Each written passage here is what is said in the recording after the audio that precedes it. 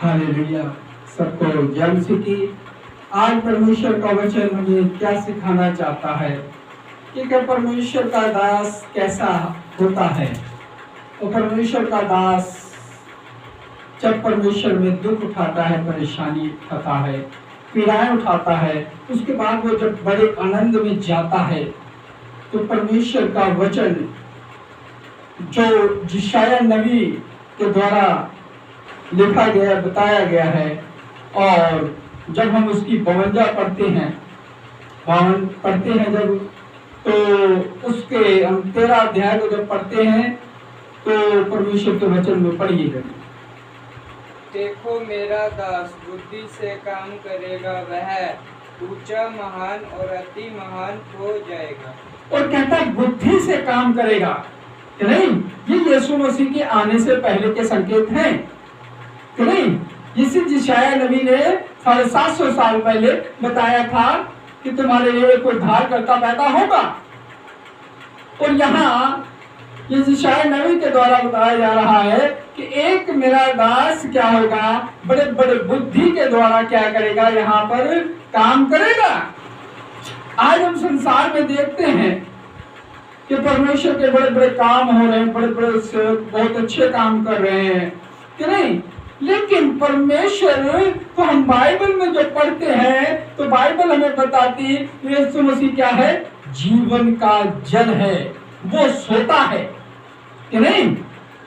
आज वो हमसे क्या कहता है कि नहीं, दास कैसा होना चाहिए कि नहीं। जल अगर यीशु मसीह है तो यीशु मसीह क्या कहता है कि तुम्हें क्या होना चाहिए, खालस होना चाहिए। और खालस क्या होना चाहिए, जैसे खालस क्या हो जाता है, एक दूध जो होता है वो खालस होता है कि नहीं। अगर दूध में हम लोग क्या कर दे, पानी मिला दे कि नहीं, तो उसको हम भट्टी में चढ़ा दें, गैस में रख दें और उसको उबालने के लिए तो बार बार कि नहीं पानी उसके अंदर बताता है कि नहीं, और मैं क्या हूं। आज परमेश्वर हमसे बताता है कि मैं हूं।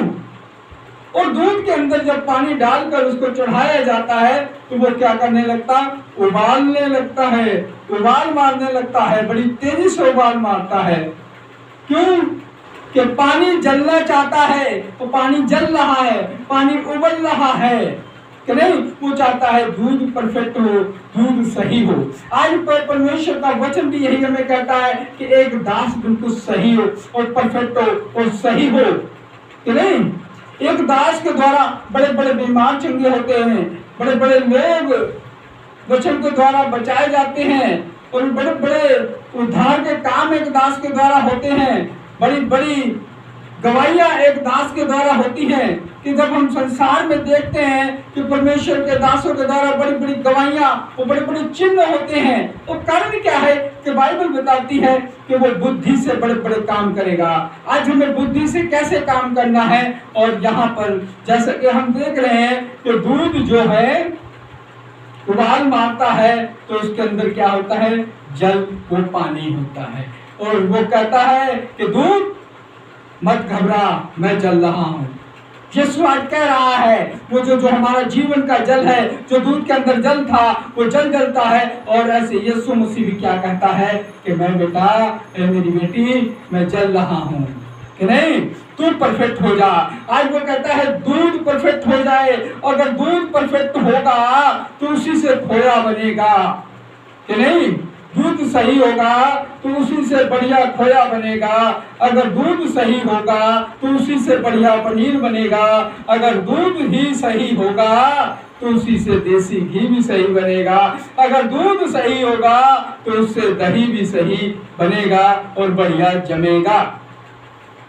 तो ऐसे एक दास को उसी तरह होना चाहिए, एक दूध की तरह। अगर यीशु हमारा एक क्या है, जीवन के जल की तरह है। अगर हम उस जल को अपने जीवन में मिलाते हैं तो क्या हो जाता है कि नहीं। जल को जब हम मिलाते हैं तो दूध को ठंडा करने के लिए भी हमें जल की जरूरत पड़ती है। कि नहीं, उस पानी की जरूरत पड़ती है। पनीर भी बन जाता है तब भी उसको हमें ठंडा करने के लिए पानी की जरूरत पड़ती है। आज यीशु को हमें हर जगह हमारी जरूरत पड़ती है।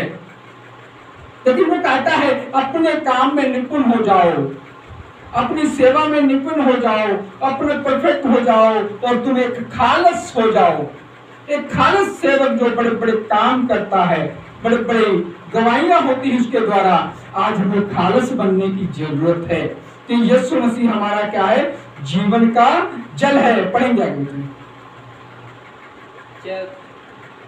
जैसे बहुत से लोग उसे देखकर चकित हुए, क्योंकि उसका रूप यहाँ तक बिगड़ा हुआ था कि मनुष्य सा ना जान पड़ता था, और उसकी सुंदरता भी आदमियों की सी ना रह गई थी।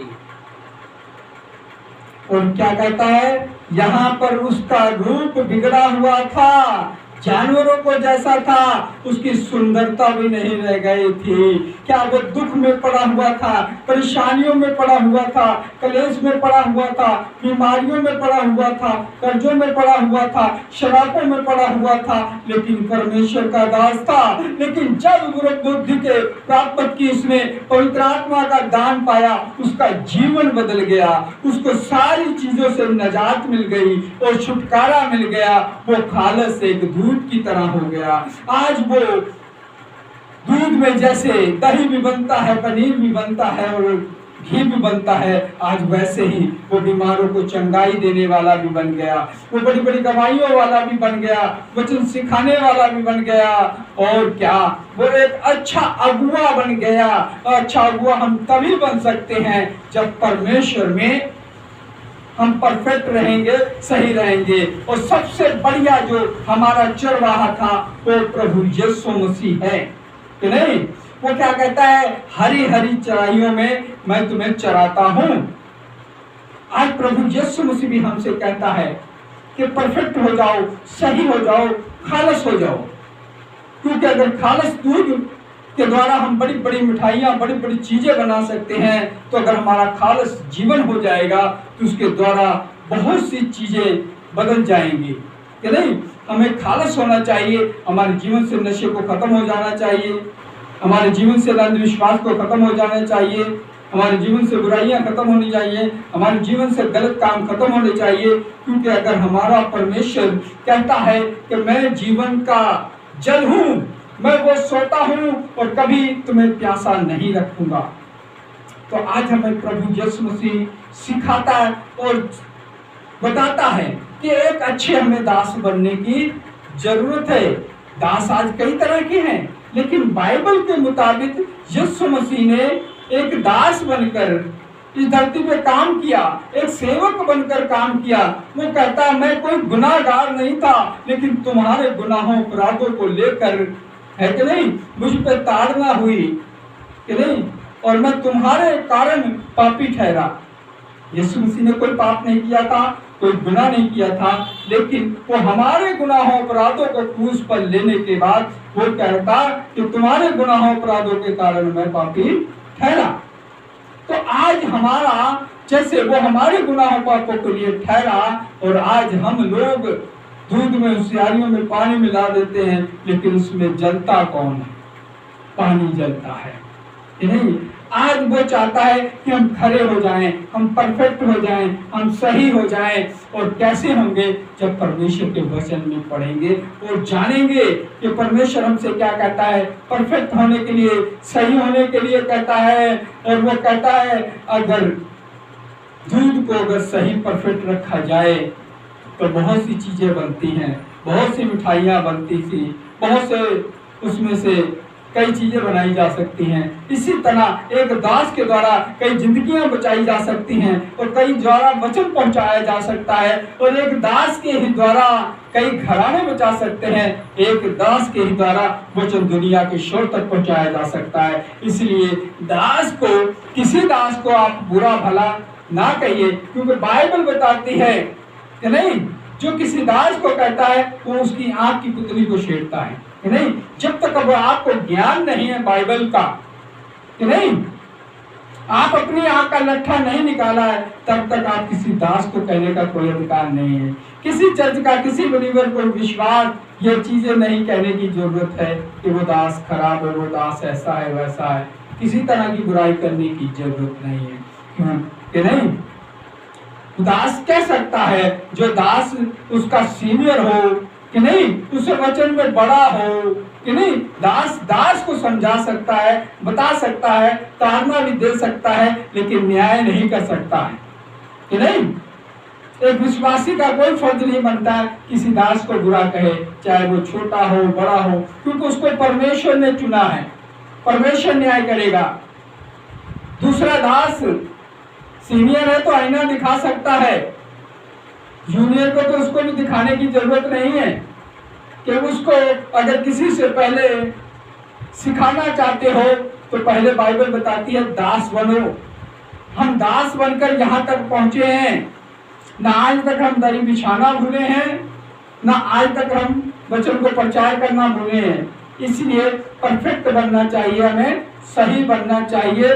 परमेश्वर का वचन क्या बताता है कि नहीं, कि दास कैसा होना चाहिए, बुद्धिमान और समझदार होना चाहिए। और हमें आज बुद्धिमान और समझदार बनना चाहिए और खालिस बनना चाहिए। सबको जय।